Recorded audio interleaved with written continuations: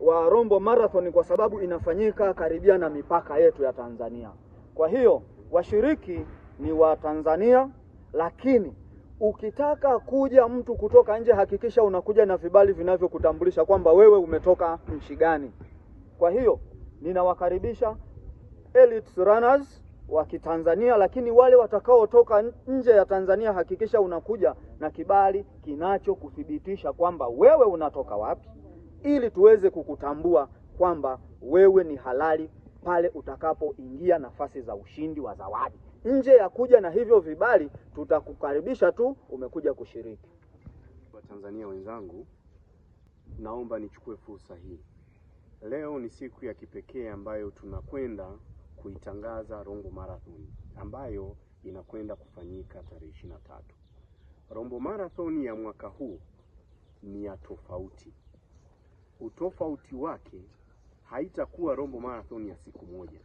Itakuwa ni Rombo Marathon na Ndafu Festival ambayo inabeba siku 3.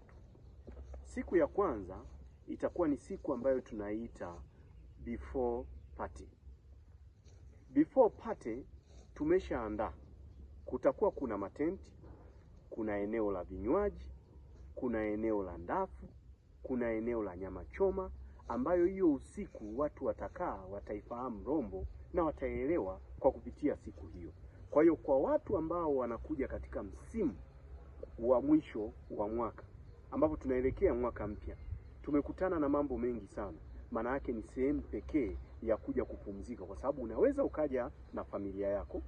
Tumeandaa matenti ambayo ya watu wa kawaida ambao hao wataenda kukaa kwenye hayo, lakini kuna matenti mengine ni ya VIP na wenyewe watapumzika katika eneo hili. Kwa hiyo itakuwa ni marathon ambayo unafika unapumzika kwanza. Siku ya pili sasa ndio siku ambayo tunakimbia. Mkisha kimbia hiyo siku ya pili, unapata flavor za tofauti kabisa. Flavor zenyewe ni hizi zifuatazo.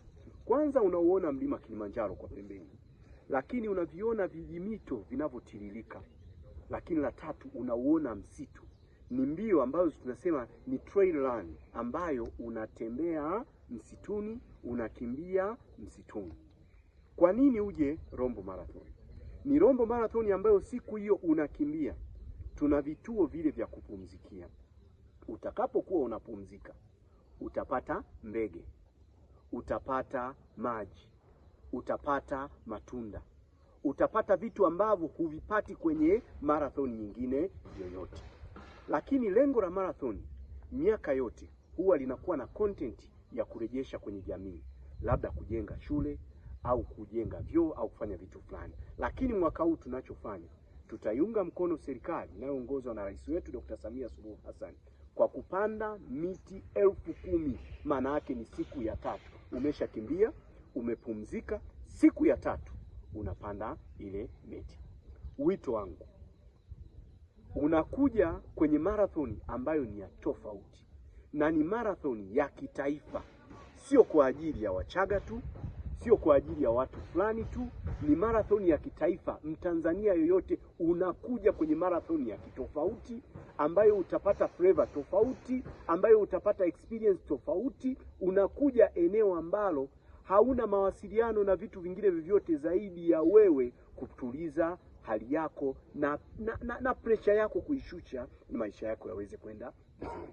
Kwa hiyo Rombo Marathon bado watu wanatakiwa wajiandikishe, na bado tunawapokea. Kama mnavyoona mimi nimevaa kiti ambayo itatumika